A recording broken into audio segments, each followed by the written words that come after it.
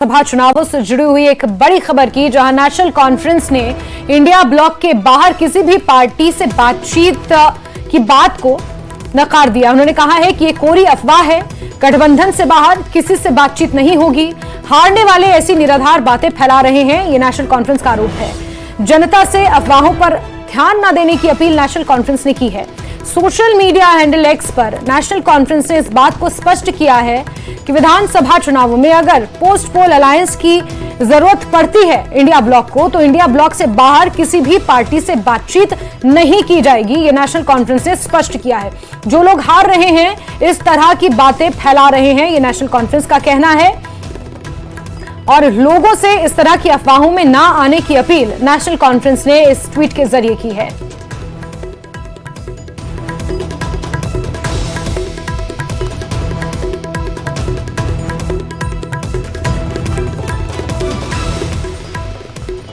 तो national conference की तरफ से यह ट्वीट सामने आया है, जिसमें नेशनल कॉन्फ्रेंस ने इस बात को स्पष्ट किया है कि इंडिया ब्लॉक से बाहर किसी के साथ भी सरकार बनाने को लेकर चर्चा नहीं हो रही है। जो लोग हार रहे हैं, इस तरह की बातें नेशनल कॉन्फ्रेंस इंडिया अलायंस के खिलाफ कह रहे हैं और इस तरह की अफवाहों पर आम जनता ध्यान ना दे, यह नेशनल कॉन्फ्रेंस का कहना है। समीर हमारे सहयोगी जुड़ चुके हैं हमारे साथ। जी समीर, बताएं जरा नेशनल कॉन्फ्रेंस के इस ट्वीट को कैसे देखा जाए, और नेशनल कॉन्फ्रेंस के ही दफ्तर में आप मौजूद हैं, जरा नेशनल कॉन्फ्रेंस के नेता से ही पूछ लीजिए।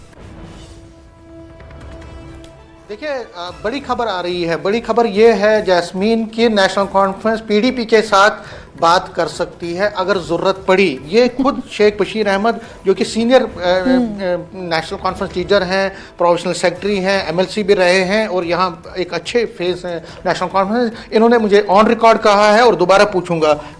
बशीर साहब, क्या पीडीपी को आप लाइक माइंडेड पार्टी मानते हैं और उनके साथ अगर आपको ज़रूरत पड़ी तो उनके साथ जा सकते हैं अलायंस में? देखिए, जहाँ तक इस बात का तल्लक है कि जो नेशनल कॉन्फ्रेंस जंग लड़ रही है, जो अलायंस पार्टनर हम इकट्ठे होकर जंग लड़ रहे हैं, वैसे ही पीडीपी भी लड़ रही है। और अगर रिजल्ट इस तरह के होते हैं तो जो जहाँ तक हमारा तल्लक है, हम सोच है कि नेशनल कॉन्फ्रेंस और अलायंस पार्टनर हुकूमत अपने तौर पे उनको किसी मदद की ज़रूरत नहीं पड़ेगी। लेकिन पीडीपी अगर उस मामले में लाइक माइंडेड पार्टियाँ हैं, क्योंकि वो भी वही जंग लड़ रहे हैं जो हम लड़ रहे हैं। फ़र्क सिर्फ यह है कि वो अलग से लड़ रहे हैं और हम इकट्ठे मिल के लड़ रहे हैं। तो बीजेपी का जो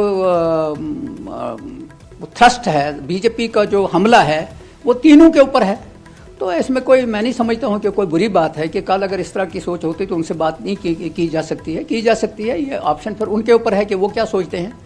लेकिन मसला यह है कि जो जंग जम्मू कश्मीर में डेमोक्रेसी को बहाल करने के लिए, डेमोक्रेटिक राइट्स के लिए जो लड़ रहे हैं, तो वो भी वही लड़ रहे हैं, हम भी वही लड़ रहे हैं। ये आपने बहुत बड़ी बात कही। देखिए, इसका बड़ा पॉलिटिकल सिग्निफिकेंस है।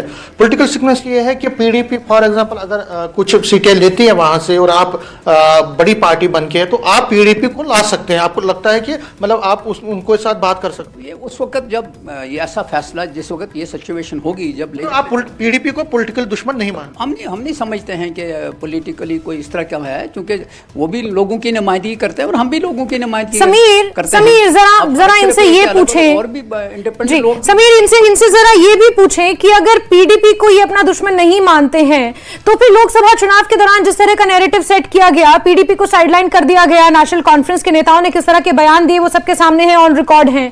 ऐसे में फिर अगर आपको पीडीपी के साथ आना ही था, तो ये तो मौका परस्ती हुई ना। आपको लगा कि आपको जरूरत है पीडीपी की, तो फिर आप पीडीपी को साथ लेके चलने की बात कह रहे हैं। अगर ये प्रीपोल अलायंस कर लेते तो एक साथ मिलकर चुनाव लड़ लेते, बेहतर समीकरण हो जाता। बड़ा अच्छा सवाल हमारे एंकर ने पूछा आपसे, वो पूछ रही हैं और मेरा भी ये सवाल है कि ये तो मौका परस्ती लगेगी ना। पहले जब लोकसभा के इलेक्शंस थे, तब उमर साहब कहते थे कि पीडीपी का एग्जिस्टेंस नहीं है, पीडीपी के साथ हम क्यों हैं, वो तो है ही नहीं कहीं पे। फिर असेंबली इलेक्शन में भी आपने अलग अलग चुनाव लड़ा। तो अगर आपको लगता है कि जंग इकट्ठी थी, तो आपने पहले क्यों नहीं उनके साथ? पहली बात यह है कि आपको शायद याद होगा कि हम इंडिया अलायंस के साथ इकट्ठे थे, उसमें पीडीपी भी थी। लेकिन हकीकत यह है कि जब भी अलायंस के साथ जुड़े तो कोई पार्टियां मदगम तो नहीं ना हुई एक दूसरे के साथ, अपने अपने इश्यूज तो रहे। उन्होंने भी इलेक्शन लड़ा, उन्होंने भी वोट लिया, नेशनल कॉन्फ्रेंस ने भी वोट लिया और कांग्रेस ने भी वोट लिया। और हमने बहुत सी जगहों के ऊपर कांग्रेस के साथ फ्रेंडली मैच भी खेला है। फ्रेंडली लड़ाई भी लड़ रहे हैं। तो इसलिए लोगों को कंफ्यूज किया नहीं जा सकता है। और दूसरी बात जो मैं आपको बता रहा हूं कि इसमें कोई अपॉर्चुनिस्ट की ये जो जंग नहीं। सवाल ये है कि फिर इकट्ठे आपने चुना, अगर आपको लगता है कि बीजेपी दुश्मन, पॉलिटिकल दुश्मन है, सियासी तौर पर आपकी सबसे बड़ी दुश्मन है, पीडीपी की भी, कांग्रेस की और नेशनल, आप कांग्रेस के साथ तो अलायंस किया, पीडीपी के साथ क्यों नहीं किया?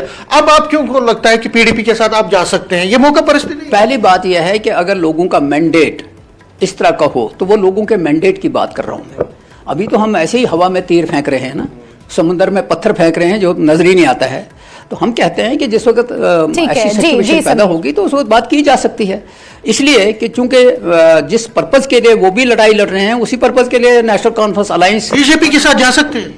देखिए, मैं फैसला नहीं ये कर सकता क्योंकि वो तो जिस समीर, इस वक्त ये सवाल मुझे नहीं लगता कि कोई भी इस बात का जवाब देगा समीर। लेकिन देखिए, ये कहा जाता है कि राजनीति में ना ही कोई स्थायी दुश्मन है और ना ही कोई स्थायी दोस्त, लाइक परमानेंट एनिमीज और परमानेंट कोई फ्रेंड्स तो राजनीति में नहीं होते, और वो इनके बयानों से साफ झलक रहा है। क्या समीकरण बैठते हैं, पोस्टल अलायंस किस करवट उसका ऊंट बैठता है, ये बड़ा दिलचस्प होगा देखना। समीर, बहुत शुक्रिया जुड़ने के लिए हमारे साथ।